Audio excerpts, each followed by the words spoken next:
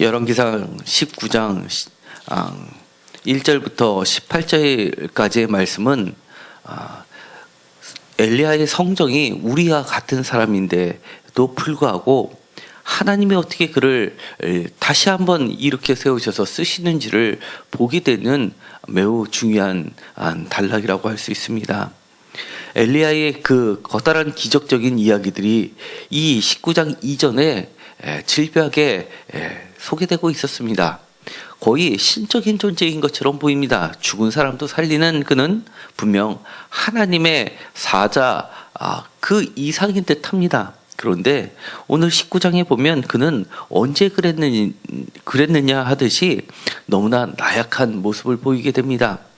자기의 생명을 구하기 위해서 멀리 그들의 대적들의 손길이 닿지 않는 곳까지 도망가는 그의 모습을 보면 마치 우리 자신을 보는 듯합니다. 19장 1절에 아합이 엘리야가 행한 모든 일과 그가 어떻게 모든 선지자를 칼로 죽였는지를 이세벨에게 말하니라고 하면서 아합 왕은 아무런 힘을 발휘하지 못하는, 그리고 철저하게 그의 부인 이세벨에 의해서 좌우되는 사람으로 소개를 하고 있습니다. 이세벨이 사신을 엘리야에게 보내서라고 하는 그 말을 통해서 아마 이세벨의 이 최측근 또는 하나의 주술적 능력을 행하는 어떤 그런 사람인 듯해 보입니다. 사신을 엘리야에게 보냅니다. 내가 내일 이맘때에는 반드시 내 생명을 저 사람 중 한 사람의 생명과 같게 하리라 라고 함으로써 이 사실은 아마 이 바알 곁에 서서, 그리고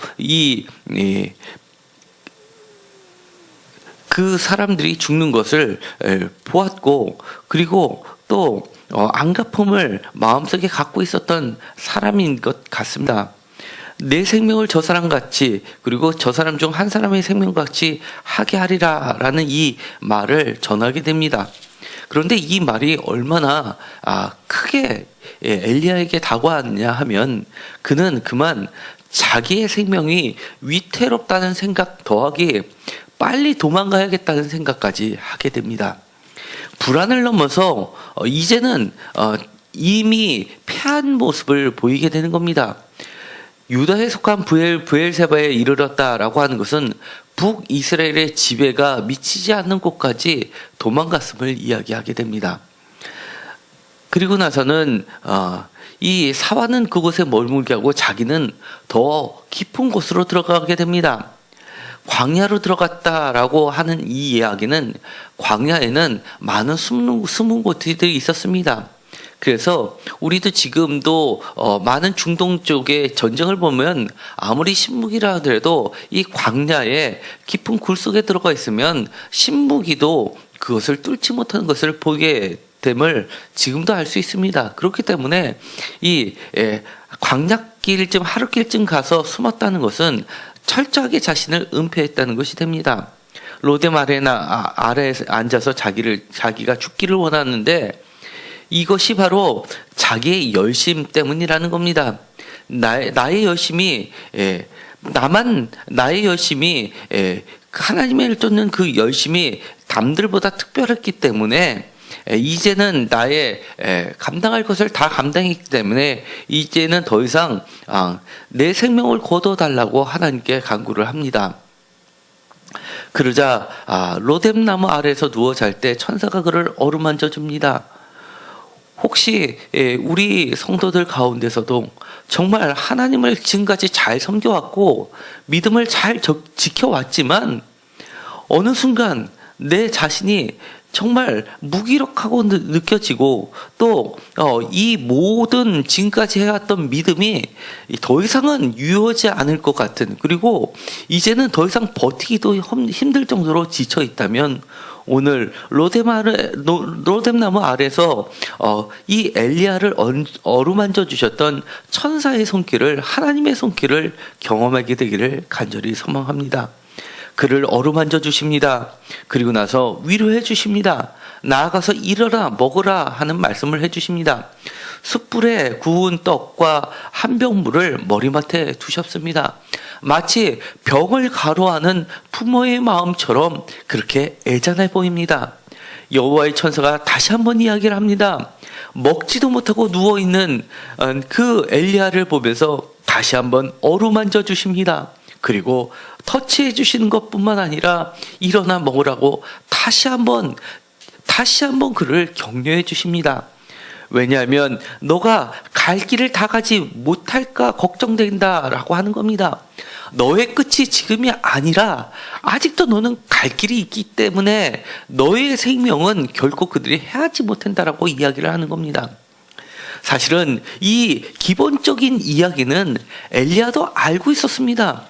우리가 이미 엘리야를 처음부터 소개할 때부터 17장의 가뭄이 들었을 때 그는 6절에 까마귀의 경험, 아침과 저녁으로 한 끼만 먹을 수 있는 시대에 2끼씩이나 그렇게 배부르게 그리고 풍족하게 그리고 자연의 법칙을 무시하면서까지도 그렇게 떡과 고기를 날마다 매일매일 양식을 공급받아왔던 그였습니다. 그리고 자신뿐만 아니라 과부 이스라엘 땅이 아니라 저 이스라엘 바깥 땅에 있는 곳의 여인에게도 그렇게 병의 기름이 떨어지지 않는 것을 자신의 손을 통해서 기적을 일으켰음을 보았습니다. 더 나아가서 이미 죽은 사람조차도 살리는 것을 경험해서 오직 생명은 하나님께 있음을 그 누구보다도 잘 알던 엘리야였는데도 불구하고 이제는 자신의 생명조차도 간수하지 못하는 그런 절망 가운데 빠져버리게 된 자신을 바라보게 됩니다. 그럼에도 불구하고 하나님께서는 그에게 책망하지 않으십니다. 걱정해 주십니다. 위로해 주십니다. 터치해 주십니다. 그리고는 먹을 것과 물을 주시면서 너의 갈 길이 남아있다. 지금 너는 결코 죽을 수 없다라는 새로운 사명과 비전을 알려주십니다. 숯불에 구운 떡, 아마 이거는 성경의 음식일 것 같습니다. 그 음식을 먹고서는 이 하나님의 산 호렙배까지 40주 40야를 달려갔다고 합니다. 이 40주 40야라는 이야기는 모세를 생각나게 하는 겁니다. 출애굽 광야를 생각나게 합니다. 사실 출애굽을 해서 가나안 땅에까지 가는 기간은 40일이면 충분했는데 그들이 순종하지 않고 믿지 않았고 불순종했기 때문에 하루에 1년씩 해서 40년으로 늘었던 것을 보게 됩니다. 그렇기 때문에 그가 숯불에 구운 떡과 한 병 물을 먹고 그리고 40주 40야를 달렸다. 그리고 하나님의 산에까지 이르렀다라는 것은 이 출애굽의 역사를 모두 다 그가 꿰뚫었다는 것을 보게 되는 겁니다. 시간을 거스려서 또는 시간을 꿰뚫고 다음 세대까지 그는 하나님의 시간 영역 안에 머무르게 됩니다. 그리고 시간을 초월해서 하나님의 장소까지 가게 됩니다. 이 성경 전체에서 호렙이라는 것은 지명으로만 나오는데 호렙 산이라고 나오는 데는 딱 한 군데만 나와 있고 나머지는 전부 산이 빠진 호렙으로만 나오게 됩니다. 여기서는 하나님의 산은 하나님의 산에 붙어 있고 하나님의 산 따로 호렙 따로 지명으로 불려지게 됩니다. 어쨌든 간에 하나님의 산은 이 세상에서 구체적으로 밝혀지지 않은 미지의 산입니다. 누구의 손으로도 찾을 수 없는 비밀의 산이기도 합니다. 그곳에 하나님께서는 천사를 통해서 그를 이끌어 주십니다. 그리고서는 정말 생뚱같은 질문을 하십니다. 내가 어찌하여 여기 있느냐? 내가 어찌하여 여기 있느냐? 다 아실 것 같은 하나님께서 그리고 그를 먹이시고 어루만져 주시고 사명을 주시고 그를 깨워서 불러서 이끌어 주셨던 하나님이 생뚱같이 질문을 하십니다. 내가 어찌하여 여기 있느냐? 이 이야기는 정말 몰라서 물어보는 질문이 아닙니다. 엘리야, 너 자신이 너 현재의 모습을 다시 한번 돌이켜봐라. 너가 보기에 너의 모습은 어떠하냐? 너의 정체는 무엇이냐? 너의 정체성은 어디에 있느냐를 다시 좀 세워주시는 말씀입니다. 너가 서 있는 이 자리, 그리고 너가 서 있는 너 자신은 하나님의 말씀에 의해서 서 있는 자, 곧 하나님의 말씀을 맡은 선지자 아니냐라는 그 말씀을 하시는 겁니다. 내가 만군의 하나님 여호와께서 열심히 유별하오니 이는 이스라엘 자손이 주의 언약을 버리고 주의 제단을 헐며 칼로 주의 선지자를 죽였으며오며 오직 나만 남았거늘 그들이 내 생명을 찾아 빼앗으려 하나이다 라고 이야기를 합니다. 그러나 이 이야기를 하는 순간 이 엘리야도 자신이 알았을 겁니다. 언제는 생명이 두려워서 지쳐 누워있던 자가 40주 40야를 건너오는 그 상황 속에서 자신은 자신의 현재의 모습을 바라볼 수밖에 없었을 겁니다. 그러면서 여호와의 음성을 듣게 됩니다. 여호와께서 이르시되 너는 나가라. 여기 있지 말라는 겁니다. 너가 있을 곳은 이 숨어있는 곳이 아니라 당당히 세상 앞에 드러나는 존재, 하나님의 말씀을 세상에 알리는 존재, 그러니 너는 나가라는 겁니다. 나가서 어디 앞에 서라 하냐면 바로 여호와의 앞에서 산에 서라는 겁니다. 여호와의 산에, 여호와의 앞에, 여호와의 존전 앞에 서는 존재로 다시금 그를 불러 세우시는 겁니다. 내가 어찌하여 여기 있느냐? 너의 설 곳은 여기가 아니라 이 열심히 유별하여 나 혼자만 남았으니 나를 죽여주십시오라는 그 자리가 아니라 여호와 앞에 서 있는 자라는 것을 다시 한번 분명하게 해주신 말씀입니다. 여호와께서 지나가시는데 여호와 앞에 크고 강한 바람이 산을 가르고 바위를 부수나 바람 가운데 여호와께서 계시지 아니하고 바람 후에 지진이 있으나 지진 가운데서도 여호와께서 계시지 아니하고 또 지진 후에 불이 있으나 불 가운데서도 여호와께서 계시지 아니하더라. 이 세 가지 자연현상이 있습니다. 첫 번째 바람, 크고 강한 바람입니다. 두 번째 지진입니다. 세 번째 불입니다. 이 세 가지는 야훼 하나님을 상징하는 표식이기도 했습니다. 또한 특별히 바람이라는 것은 바알신을 지칭하는 것이기도 했습니다. 이 바알은 구름수를 타고 다니는 사람이 우상이었습니다. 그리고 나서 손에는 번개 창을 들고 다니면서 비를 내리게 하면서 가뭄에 죽은 모든 돼지를 적시면서 만물이 살아가게끔 하는 곡식의 신이기도 하고 풍요의 신이기도 했습니다. 그런데 하나님과 바알과의 싸움에서 하나님께서는 그 생명을 준다고 믿었던, 만물을 솟아나게 한다고 믿었던 그 우상 바알을 철저하게 감으로 죽게 하셨습니다. 그리고 바알의 선지자까지 다 죽이시고 불로써 심판하셨습니다. 그렇기 때문에 크고 강한 바람은 여호와도 상징하지만 바알에까지 공통되는 그런 특징이었지만 거기에 계시지 않았습니다. 그리고 불에도 있지 않으셨다고 이야기합니다. 불이라는 것은 대표적으로 떨기나무 가운데서 모세를 만나 주셨던 하나님이셨습니다. 그리고 불러 응답하여 주시옵소서 하고 하면서 마지막에 이 바알 선지자를 물리치셨던 하나님도 불러 응답하셨던 하나님이셨습니다. 그런데 그런 불에도 계시지 않았습니다. 그리고 지진에도 계시지 않았습니다. 이 광야 시대 때 모세가 이 70인들과 같이 식사를 먹고 마셨던 그곳에서는 지진이 있었습니다. 떨림이 있었습니다. 산이 요동쳤습니다. 그런데 전통적으로 알고 있었던 이렇게 바람과 지진과 불 가운데서도 하나님은 계시지 않고 그 이후에 세미한 음성이 있는데 이 세미한 그 음성 가운데 하나님을 만나게 됩니다. 엘리야가 듣고 겉옷으로 얼굴을 가리고 나가서 굴 어귀의 섬에 소리가 그에게 임하여 이르시되 엘리야야 내가 어찌하여 여기 있느냐. 그가 대답하되 내가 만군의 하나님 여호와께 열심히 유별하오니 이는 이스라엘 자손이 주의 언약을 버리고 주의 제단을 헐며 칼로 주의 선지자들을 죽였사오며 오직 나만 남았거늘 그들이 내 생명을 찾아 빼앗으려 하나이다. 다시 한번 똑같은 이야기를 반복합니다. 세미한 소리가 나서 나오는 그 하나님은 매우 낯선 하나님이었습니다. 엘리야에게 있어서는 지금까지 자기가 조상 때부터 선지자 그룹들을 통해서 전해오던 그런 하나님이 아니었습니다. 그럼에도 불구하고 그는 새로운 하나님을 만나게 된 겁니다.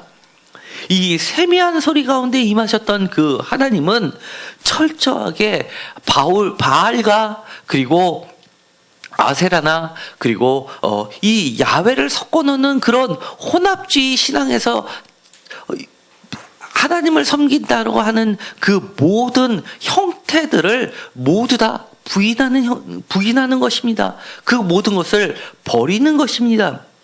우리가 바알 선지자들과의 싸움에서 18장 26절에 보면 이렇게 이야기합니다. 그들이 받은 송아지를 가져다가 잡고 아침부터 낮까지 바알의 이름을 불러 이르되 바알이여 우리에게 응답하소서라고 이야기합니다. 그 다음에 이런 말이 나옵니다. 그들이 쌓은 제단 위에서 뛰놀더라. 그들이 바알 선지자를 섬기던 방식, 그것은 매우 시끄럽고 요란한 방식이었습니다. 모든 사람들이 그 예식에 참가를 하면 마치 우리의 일상하고는 많이 다른, 그래서 무엇인가 특별할 것만 같은 그런 시레머니가 함께 있었던 그런 방식이었습니다. 그런데 그 모든 것을 거부하시는 하나님입니다. 심지어 그들이 지금까지 알고 왔었던 바람과 지진과 불 가운데서도 계시지 않은 매우 초월적인 우리가 지금까지 알던 그 지식의 범위를 뛰어넘는 그런 하나님이셨습니다. 철저하게 바알에 종교하는 차별화를 두면서 그 모든 것을 제거해 버리시는 겁니다. 그러면서 매우 조용하게 이렇게 세미한 음성으로 말씀하시는 겁니다. 이 세미한 음성은 이제는 이 엘리야에게 새로운 모습으로 나타나게 됩니다. 그러면서 세 가지를 이야기하십니다. 광야를 통하여 다메섹에 가라. 멀리까지 가라고 하는 겁니다. 그리고 하사엘에게 기름을 부어 아람의 왕이 되게 하고, 두 번째 또 이스라엘에게는 예후에게 기름을 부어 왕이 되게 하고, 세 번째 엘리사에게는 기름을 부어 너를 이을 선지자로 삼으라는 겁니다. 이 세 명은 모두 강성의 사람들입니다. 마치 바람과 지진과 불의 모습을 갖고 있는 것 같습니다. 그러면서 이들이 이 예후와 그리고 하사엘과 엘리사는 철저하게 이 이사벨을 응징하는 세력들이 됩니다. 뿐만 아니라 한 가지를 더 이야기합니다. 18절에 바알에게 무릎을 꿇지도 아니하고 입도 맞추지 않은 사람, 그 사람들을 이스라엘 가운데서 7,000명을 남기겠다라고 말씀하십니다. 이 엘리야는 나만이라고 생각했는데 그것이 아니라 7,000명이라고 이야기를 합니다. 너 혼자가 아니라고 이야기합니다.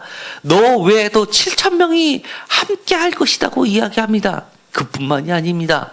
이 7,000명이 없어도 하나님 혼자 내가 너와 함께 있으리라 라는 것만 해도 충분할 텐데, 하나님께서는 그 옆에 7,000명이 있다라고 이야기하시면서 철저하게 너 혼자가 아니라고 이야기를 해 주시는 겁니다. 이 세미한 음성은 특별한 이벤트처럼 나타나는 것 같지만 사실은 이렇게 삶 가운데 녹아있는 생활도 드러나게 됩니다. 우리가 살다 보면 특별한 것을 통해서 하나님의 역사하심을 기대하는 수도 있습니다.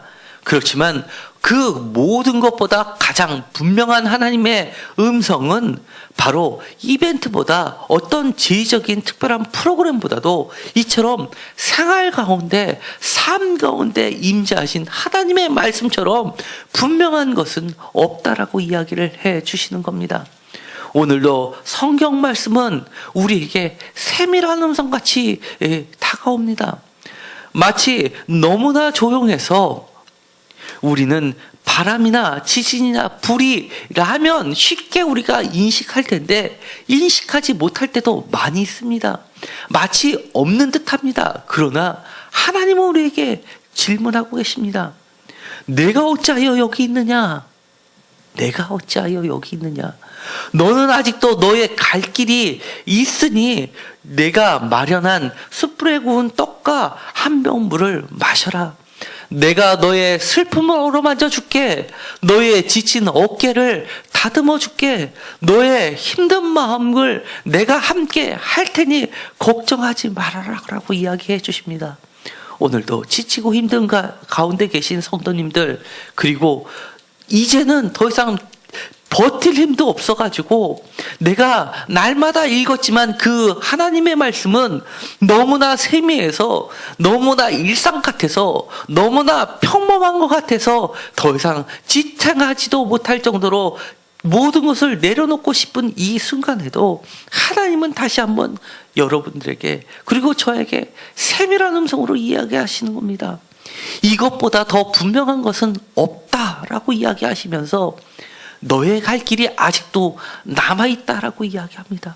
우리가 우리의 갈 길은 우리의 뜻이 아니라 하나님이 우리에게 맡겨주신 그 길입니다.